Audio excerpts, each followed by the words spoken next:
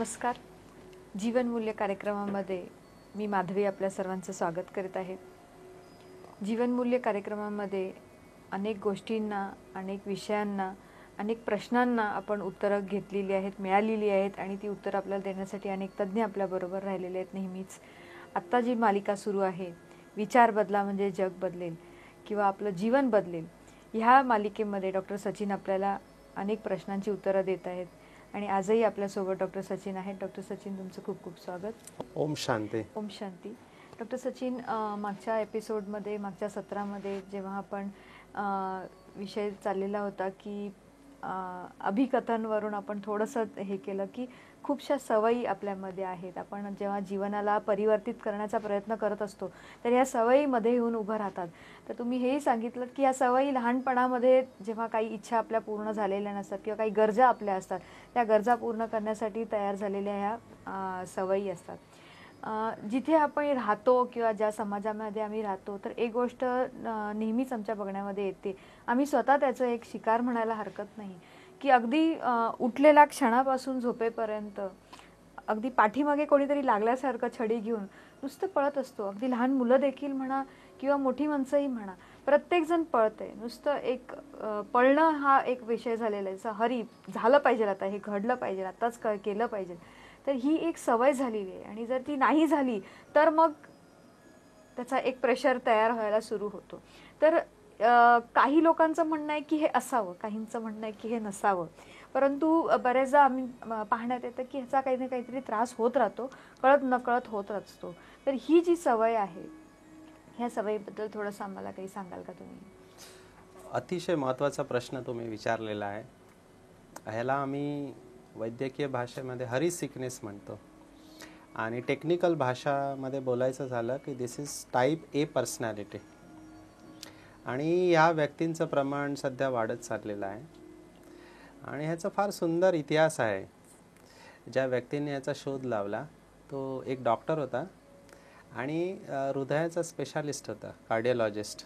तर त्याच्याकडे जे पेशंट यायचे तर ते बाहेर सोफ्यावर असे बसलेले असायचे आणि त्यांनी तो आतमध्ये पेशंटना बघायचा.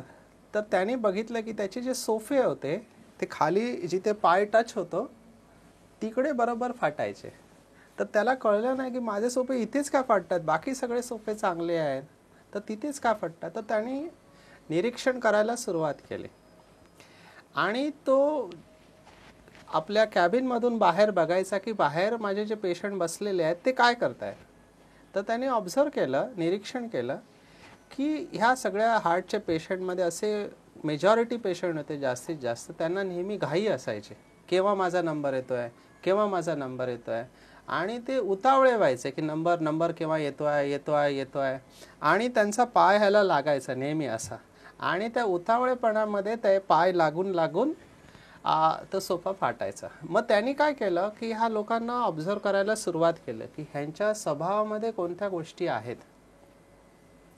आणि मग त्यांनी बघितलं की असे जे लोक असतात त्यांना नेहमी ते टाईम कॉन्शियस असतात, म्हणजे वेळेबद्दल ते अतिशय जागृत असतात.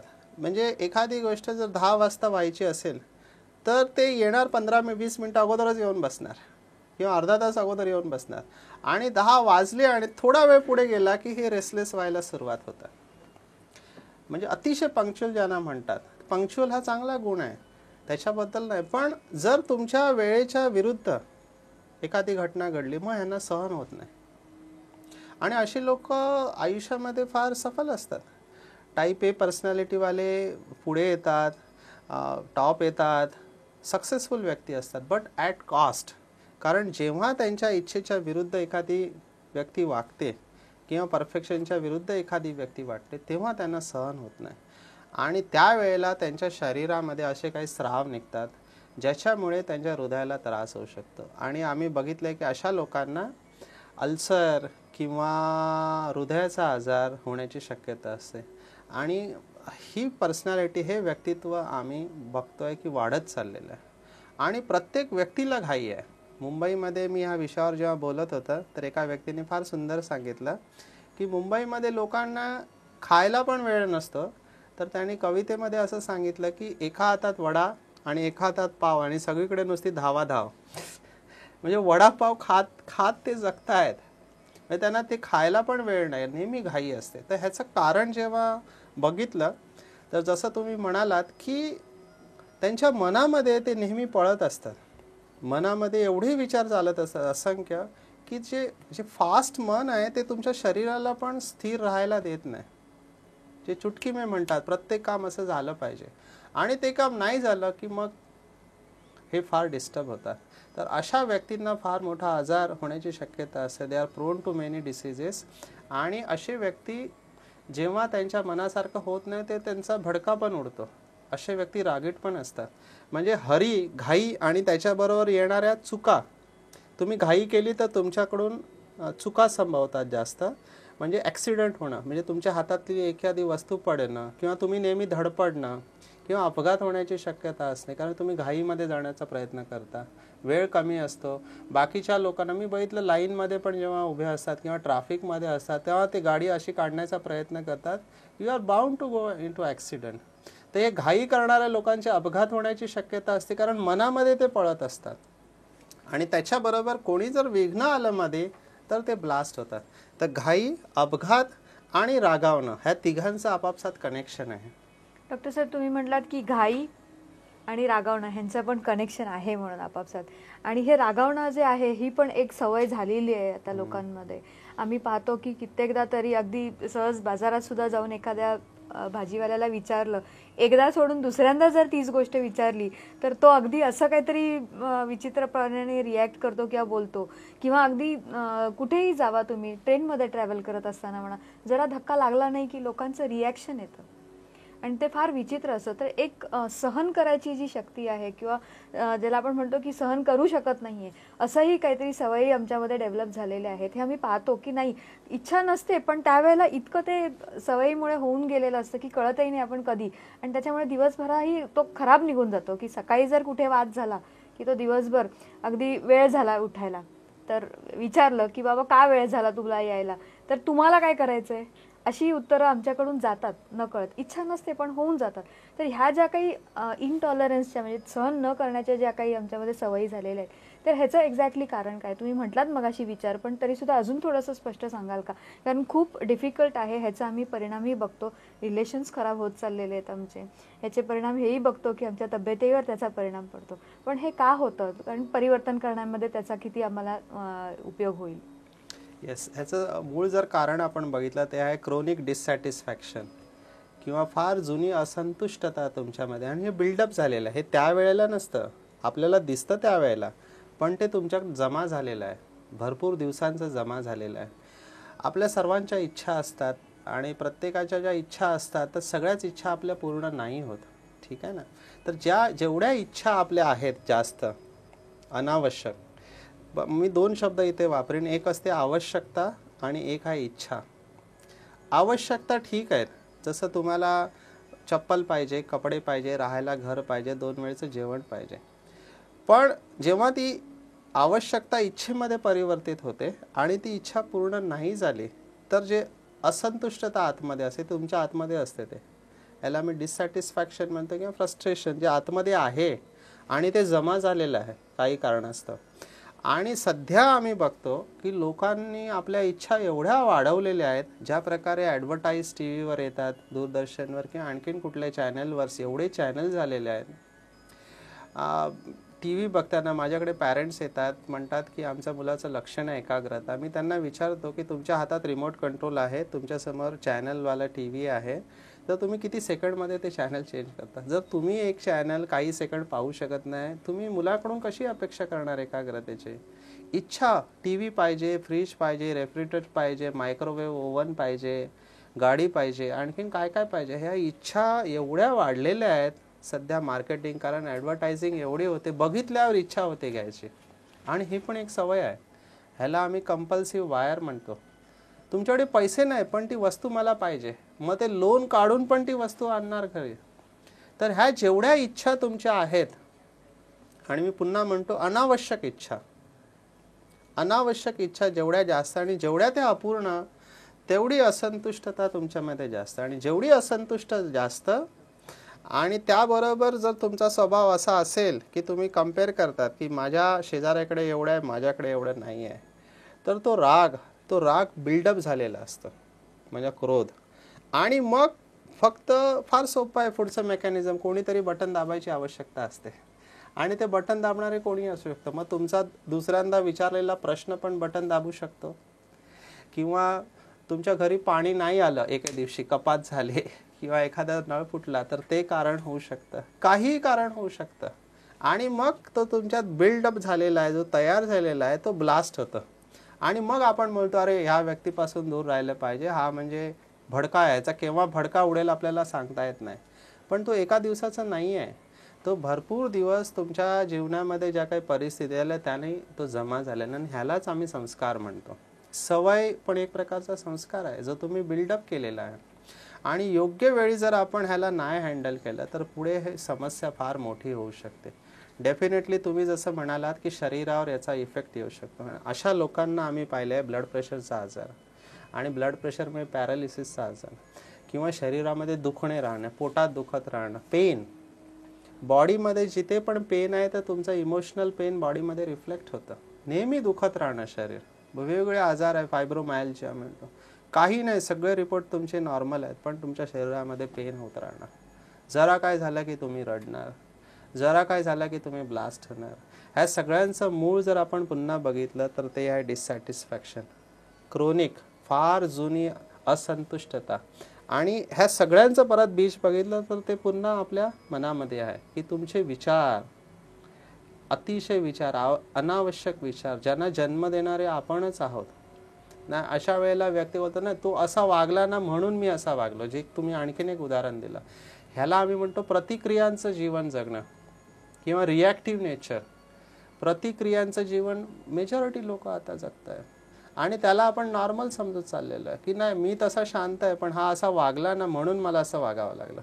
मी तसं, मला राग येत नाही, पण हा खोटा बोलला ना म्हणून मी असा वागलो. ही जी मान्यता आहे ना, ही मान्यता आपल्याला नुकसान देते. ह्या ठिकाणी चांगली मान्यता, तो खोटं बोलला त्याने चूक केली, पण मी कशाला रागावं, कारण रागवल्याने माझं नुकसान होतं हा विचार त्यावेळेला करत नाही. किंवा दुसऱ्याने चूक केली ही त्याचा पार्ट प्ले केला, पण मला स्वतःला वाचवायचं आहे, मला शांत राहून पण मी बोलू शकतो, रागवण्याची गरज नाही आहे. ॲसर्ट करू शकतो मी.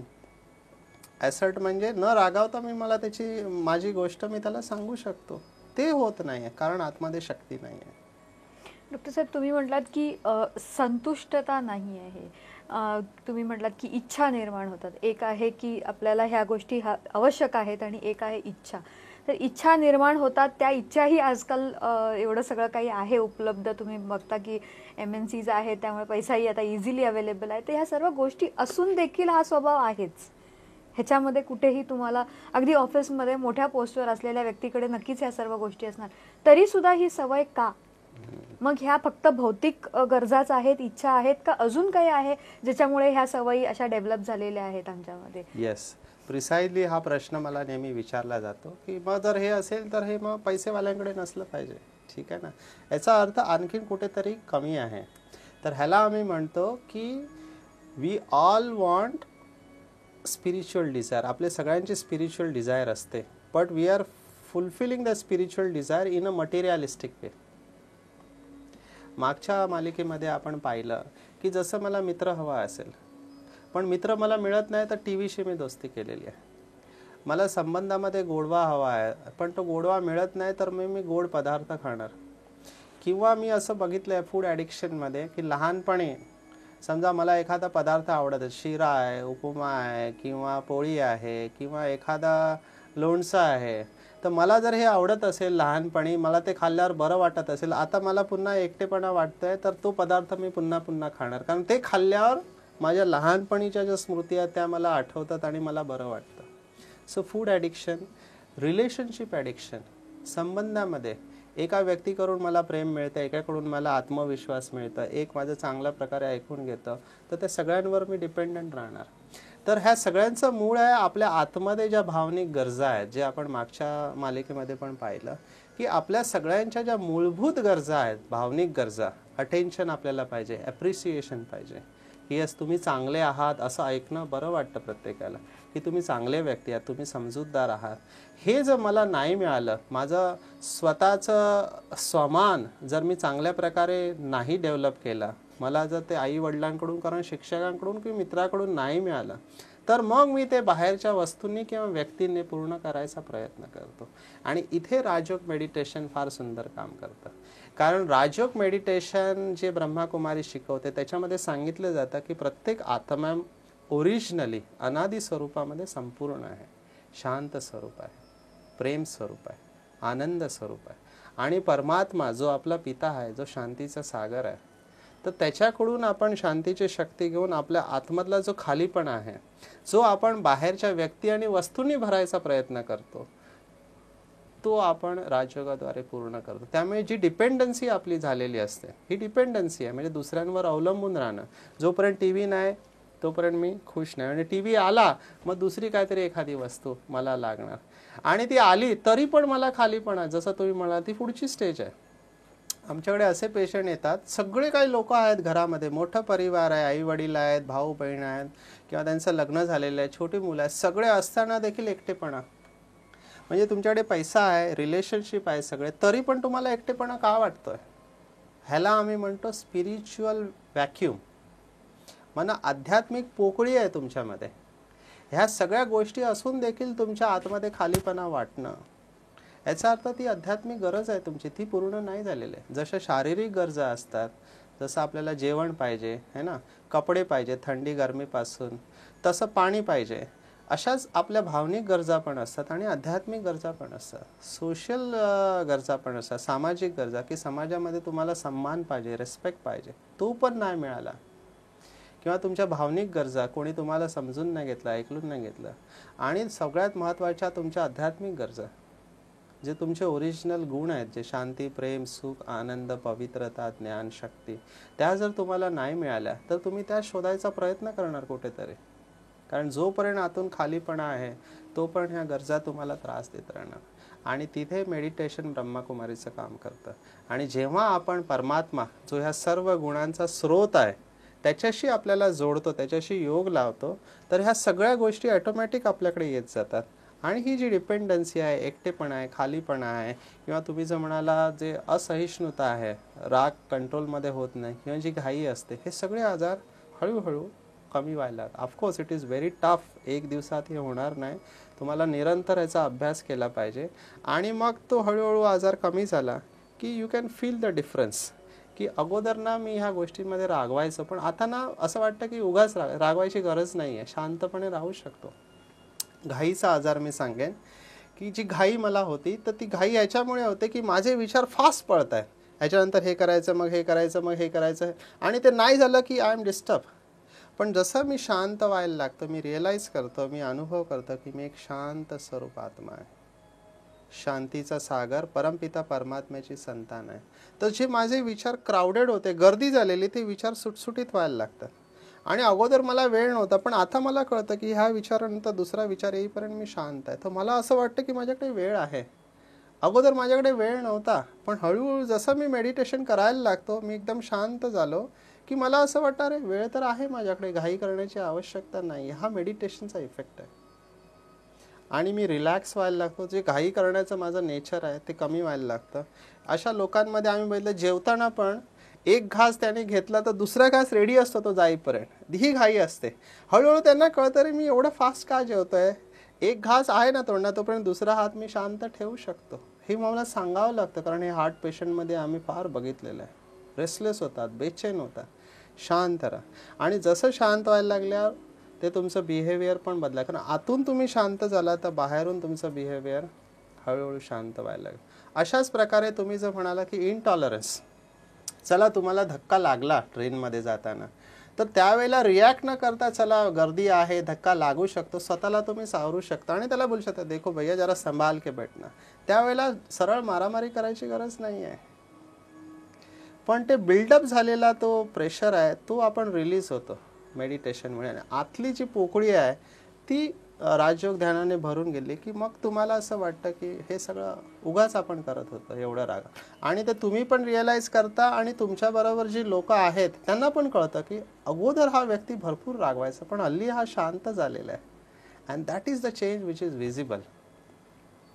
डॉक्टर साहेब, ह्याचा अर्थ असा झाला की आंतरिक संतुष्टता भरपूर असणं गरजेचं आहे. ह्या सवयी ज्या आपण एक स्वतःमध्ये निर्माण करतो, ह्या सवयी आपल्या आंतरिक कमतरतेमुळे आहेत. तर आत्मा ही जी आहे तिचे जे गुण आहेत हे कुठे बाहेर न जाता तिथेच आहेत, परंतु फक्त त्यांना बाहेर आणायचं आहे, तुम्हाला असंच म्हणायचं आहे, बरोबर? तर ही विधी जी आहे ही राजयोगामध्ये, राजयोगा मेडिटेशनची जी प्रक्रिया आहे जी ब्रह्माकुमारीजमध्ये शिकवली जाते, तर तिथेही शिकवली जाते. तर दर्शको, मला तुम्हाला हेच सांगायचं आहे की डॉक्टर साहेबांनी फक्त 2 उदाहरणामध्ये आपल्याला हे सांगितलं आहे की खूप असे आपल्यामध्ये सवयी आहेत. वेळ मिळाला तर आपण त्याबद्दलही त्यांच्याशी चर्चा करू. परंतु ह्या अशा सवयी आहेत, ह्या आपल्यामध्ये निर्माण होण्याचं कारण त्यांनी किती सोप्या शब्दामध्ये सांगितलं की आपल्यामध्येच आतमध्ये ती कमतरता आहे आणि ती भरून काढण्यासाठी पण जी गरज आहे तीही आतमध्येच आहे, फक्त तिला बाहेर आणायचं आहे. आणि ती विधी त्यांनी सांगितलं की राजयोगा मेडिटेशन. बरोबर डॉक्टर साहेब? ह्याच्यामध्ये विशेष मी सांगेन की हे 1-2 दिवसात नाही जाणार, ठीक आहे ना. कारण घाईचा आजार it is very deep rooted. कारण आपल्यामध्ये एवढा ते आतमध्ये खोलात उतरलेला आहे की मी जर घाई नाही केली तर काम होणार नाही. हा जो आतमध्ये जी भीती असते ते लोक त्यांना, ऑफकोर्स मी पुन्हा म्हणेन की यस, जिथे आवश्यकता यू मस्ट गो. आम्ही पण इमर्जन्सीमध्ये काम करतो, जिथे आवश्यकता यू हॅव टू गो 100%. पण जर काही गोष्टी तुमच्या मनासारख्या घडत नसेल तर रागवायची आवश्यकता नाही. That time you have to relax. तर घाई करणं जिथे आवश्यकता तिथे ते जरूर केली पाहिजे, पण जिथे नाही आवश्यकता आहे तिथे तुम्हाला रिलॅक्स राहता पण आलं पाहिजे. तर टाईप ए बरोबर टाईप बी पर्सनॅलिटी, जी टोटली रिलॅक्स पर्सन, दोन्ही गरजेचं आहे. तर जेव्हा गरज आहे you must go all out 100%, तिथे गेलंच पाहिजे. पण जिथे नाही आहे तिथे उगाच घाई करता कामा नये. हे बॅलन्स आपण ठेवलं पाहिजे आणि हे बॅलन्स राजयोगाच्या अभ्यासाने येतं. नक्कीच डॉक्टर साहेब, हे बॅलन्स राजयोगाच्या अभ्यासाने येतं. तर दर्शक हो, राजयोगाचा अभ्यास जो आहे हा किती आपल्याला मदतीचा आहे, आपला एकदम सर्वांगी विकास होऊ शकतो निव्वळ ह्या अभ्यासाने. तर हा अभ्यास कोणत्या पद्धतीने केला जातो हे जाणून घेण्यासाठी तुम्ही नजीकच्या कोणत्याही ब्रह्माकुमारी सेवा केंद्राला भेट देऊ शकता किंवा आमची वेबसाईट www.bkmarathi.com लाही तुम्ही भेट देऊ शकता. तर पुन्हा पुढच्या मालिकेमध्ये किंवा पुढच्या सत्रामध्ये आपण एक नवीन विषय घेऊन डॉक्टर साहेबांची भेट घेऊया. तोपर्यंत नमस्कार. ईश्वर निर्मित या सुंदर जगात जगण्याचे कसब ज्याला गवसले तो खरा भाग्यवान. या जगात त्यापेक्षा आणखीन श्रेष्ठ प्राप्ती नसावी आणि ही प्राप्ती आपणाला व्हावी हेच आमचे ध्येय. अत्याधुनिक जगाच्या उंबठ्यावर श्रेष्ठ संस्कृतीच्या भक्कम पायाची गरज आहे. विश्वास हा भारतीय संस्कृतीचा पाया आहे. चमत्कार, मंत्रतंत्र अशा मोजमापात ईश्वराला ना तोलता त्याची खरी ओळख असणे आवश्यक आहे. जगण्याची कला म्हणजे काय, स्वतःची खरी ओळख काय, हे जाणून घेण्यासाठी संपर्क करा आमच्या स्थानीय ब्रह्माकुमारी विद्यालयाशी किंवा संपर्क करा या नंबरवर 9422859497. आमचा पत्ता आहे ब्रह्माकुमारी विद्यालय, भानापेठ वाड, कस्तुरबा रोड, चंद्रपूर 442402 आणि आमचा ईमेल आहे bkmarathi@gmail.com. जीवनमूल्य व्याख्यान आणि मेडिटेशन गीतांची DVD MP3 उपलब्ध आहे.